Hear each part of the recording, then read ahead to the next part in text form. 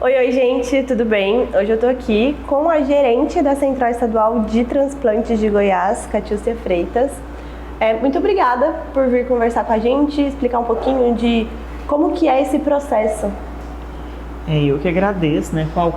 Toda e qualquer oportunidade de falar desse processo é muito importante para a gente melhorar, né, as doações de órgãos. Catiúcia, eu queria que você começasse explicando como é mesmo, por exemplo, o médico indica o transplante. Como que funciona esse processo? Ele encaminha um documento para cá e essa pessoa já entra na fila? Como que é? Existe um sistema, que é um sistema gerido pelo Ministério da Saúde, juntamente com a Central Estadual, é o Sistema Nacional de Transplantes. Então, qualquer pessoa que precisar de um transplante, ela vai ser inserida nesse sistema por meio de um médico transplantador. Então, um médico transplantador, ele tem que passar por uma habilitação e credenciamento para ser habilitado para fazer aquele procedimento. Então, ele insere na fila, ele coloca os dados. Quais dados ele vai colocar? Ele vai colocar o tipo sanguíneo, né? No caso de um receptor de rim, o HLA, que é a histocompatibilidade, peso, altura. Ele vai colocar informações do tipo, eu aceito um doador para esse receptor na faixa etária de até 60 anos ou de até 70 anos. Então, essas informações que ele coloca são extremamente importantes, porque quando nós tivermos o doador, a nossa equipe aqui vai inserir no sistema os dados desse doador. E o que o sistema vai fazer? Ele cruza os dados para gerar a lista, né, o que a gente chama de ranking, né, que são aqueles que por ordem ali de tempo de inscrição foram selecionados de acordo com aquela compatibilidade. Hoje tem mais ou menos quantas pessoas nessa fila de espera?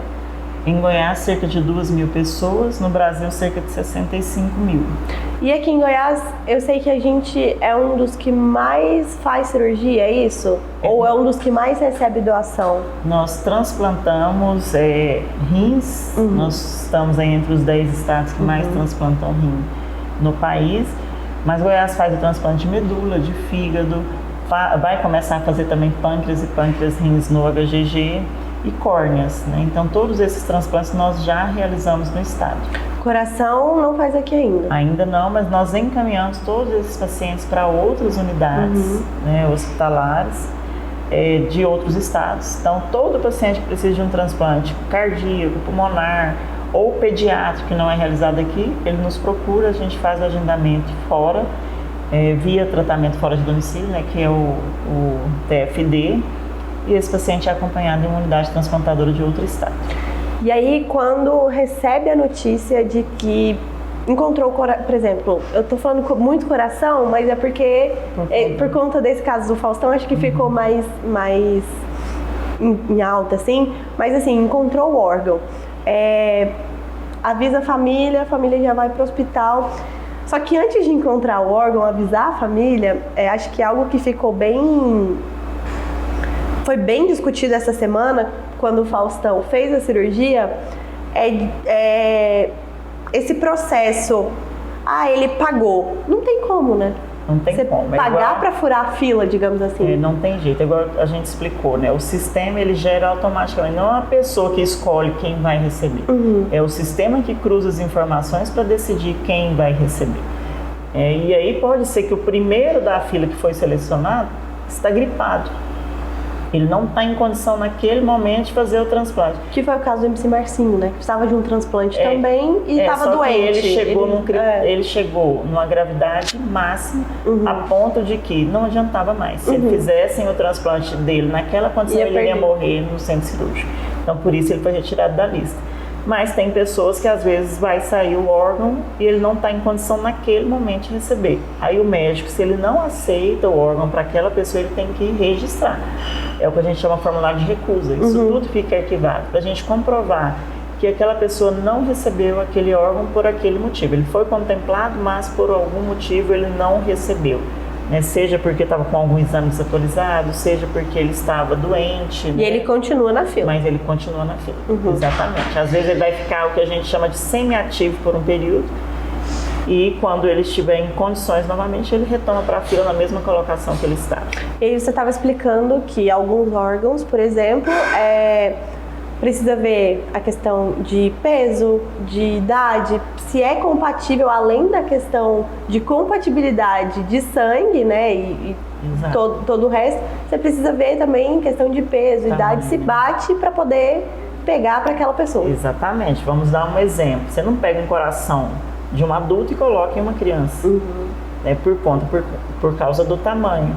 Então, a análise de peso e altura também é importante para essa seleção. Juntamente com a compatibilidade sanguínea, e os critérios de gravidade também influenciam. Alguns casos vão ser priorizados devido à extrema urgência, à extrema gravidade.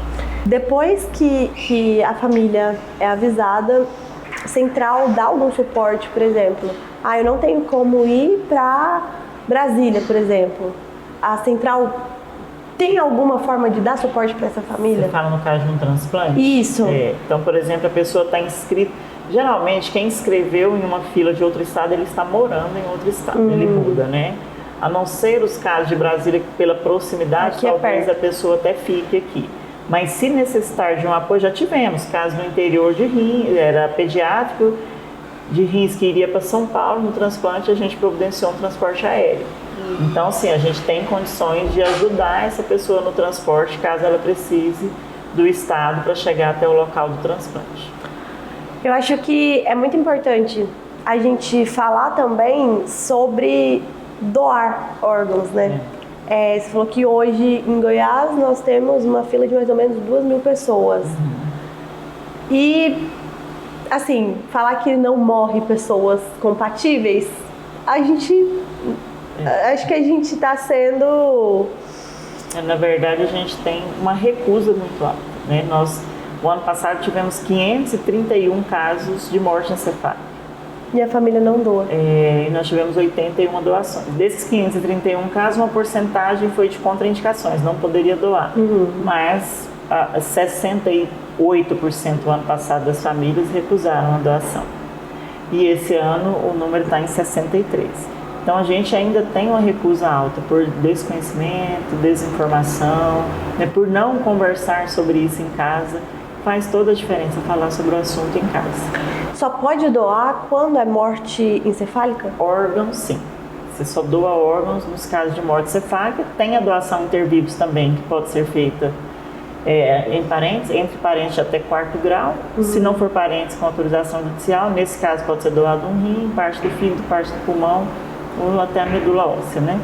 O fígado, eu não sei, talvez eu esteja errada, mas o fígado ele pode ser doado, por exemplo, ele precisa, nós somos compatíveis, eu posso doar parte do fígado para ele? Exatamente, parte do fígado, sem prejuízo para você. E o rim também?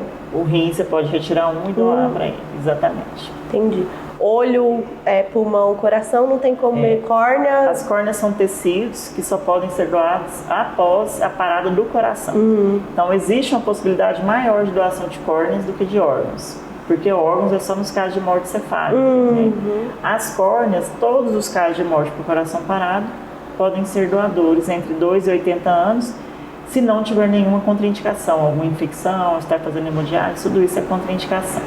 Mas dos órgãos, então as pessoas têm essa ideia errada, né? De que qualquer pessoa pode doar o órgão, não, só nos casos de morte cefálica. E pele também doa?